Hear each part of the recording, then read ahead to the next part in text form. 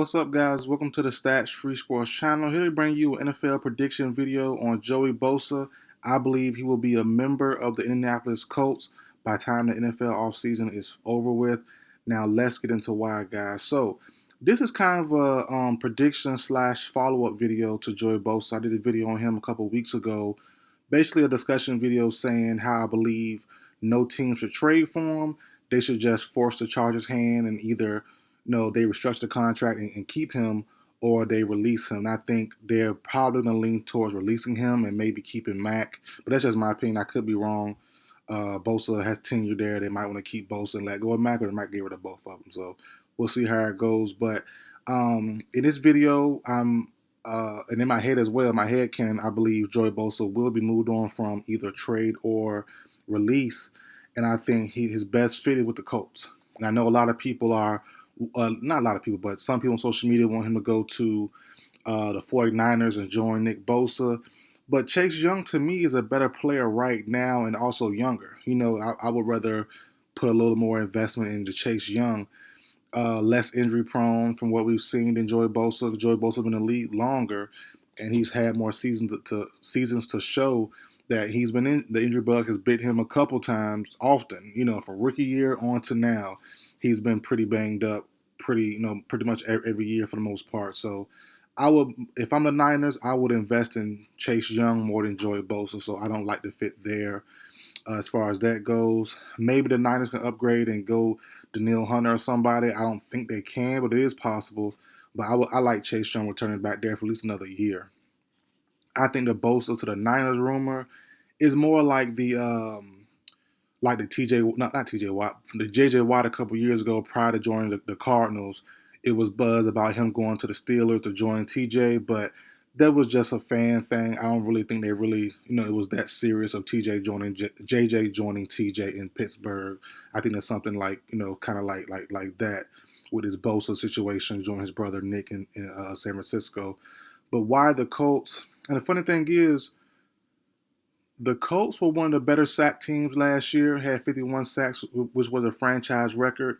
And it's funny that a team that just broke their franchise sack record needs help with the quarterback, with pass rush, but they definitely do, in my opinion. They had some good moments, some good pressures, but they need more. They need more pressures. Sacks and pressures, people think they're kind of the same, but not really. I would pinpoint Chris Jones. In this last playoff run, he didn't have that many sacks, but the pressures were prominent and they were like on point. And you need those pressures from the edge, from up the middle. And when the Colts did get home, they got home, no question about it. But they need to get more pressures to mix with the sacks, and I think that'd be even more dangerous on defense.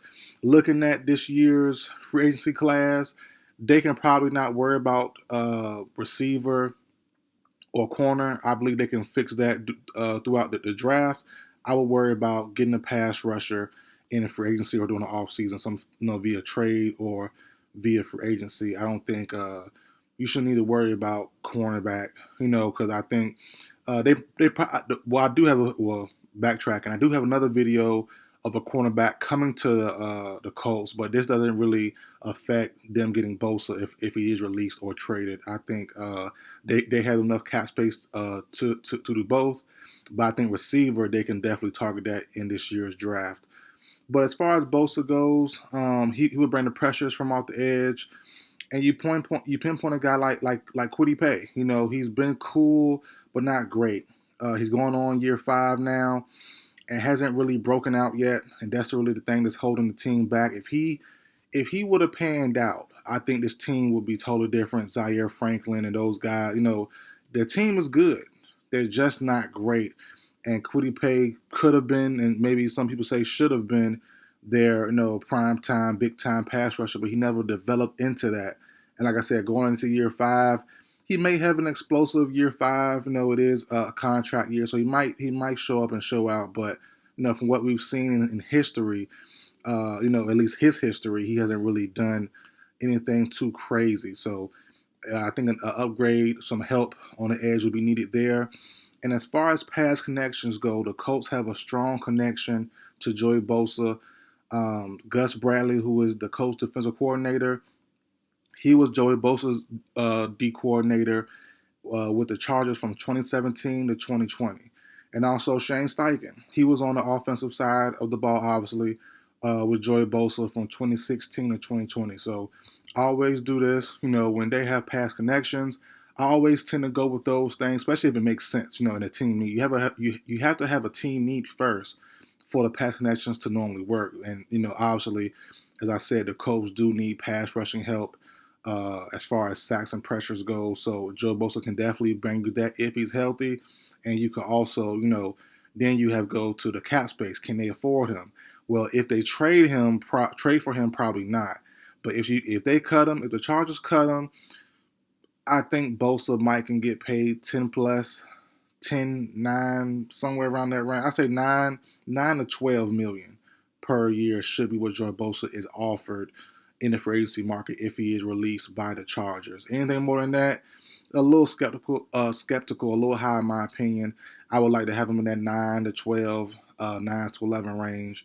Probably a 2-year deal, because you can't, with him, in my opinion, he's still not that old, but you just can't bank on long-term health. So, for a team that's trying to trade for him, I don't get it. I wouldn't get it if you tell me, you sit down and tell me you want to trade for Bosa, if you're the Cowboys or Niners or whoever, I look at you sideways. Just wait, see what happens, force their hand, and if they want to restructure, fine, you miss out on them. But if they don't and they release them, then you have your shot. So I would say wait for the release.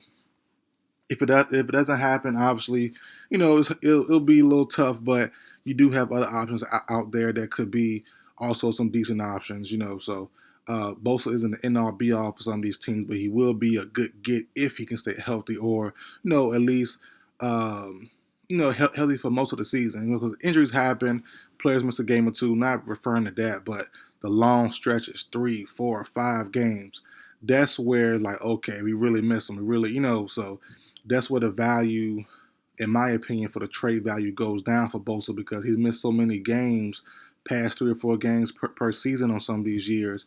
It's okay, how can we value you? How can we give you all this money on the current contract that he's on if he can't stay healthy or hasn't shown to stay healthy for a long-term season? So I would say more of make him release him, 1 or 2 year deal, like I said, 9 to 12, 9 11 million, and that should be fine for Bosa.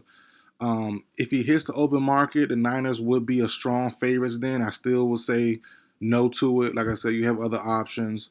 The Bosa brother thing would be cool, but in reality, you want to make sure, Bosa has a legit healthy option. And Chase Young was that, got traded for this season, last season. Had a pretty good year, started off strong. And the whole Niners defense kind of died down after the initial burst of getting Chase Young. They looked good, sacks galore, pressures galore the first couple games, adding Chase Young, but kind of went downhill since then. So they could get Bosa over Chase Young, but I would stick with Chase or go somewhere else other than Bosa. The Cowboys make sense as well. But if you bring in Bosa, how would you do Micah? Micah's going to be a strictly linebacker now, or a good rotation. So I wouldn't be mad at it, but I'll say no. There's other teams out there as well.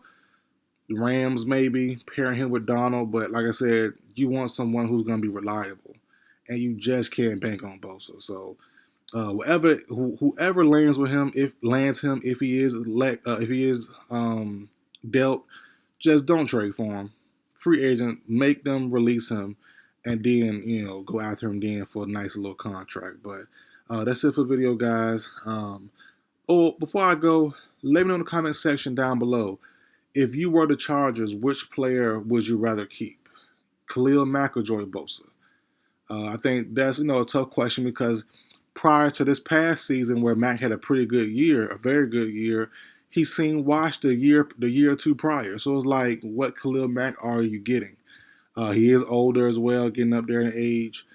Had a little injury bug problem a couple years ago as well, kind of shook it off. But it's like, okay, Mack looked washed a year prior. Now he looks great. will he go back? Will he revert back to being washed, or will he, maintain or sustain that high level or close to the high level he was at last year? That's a pretty good question. So we'll see where it goes. But if it was me, I go ahead and let go of both of them. If I'm the Chargers, a lot of money, a lot of big cap hit, but you save some bread as well. You can try to trade up in the draft or get whoever you deem available in free agency to help fill the void. And then next season you'll try to add in some top younger draft talent or free agency talent with the cap space and money that you do have. So, but we'll see. We'll see how everything shakes out. That's it for the video, guys. Like, share, comment, subscribe. I will see you guys next time.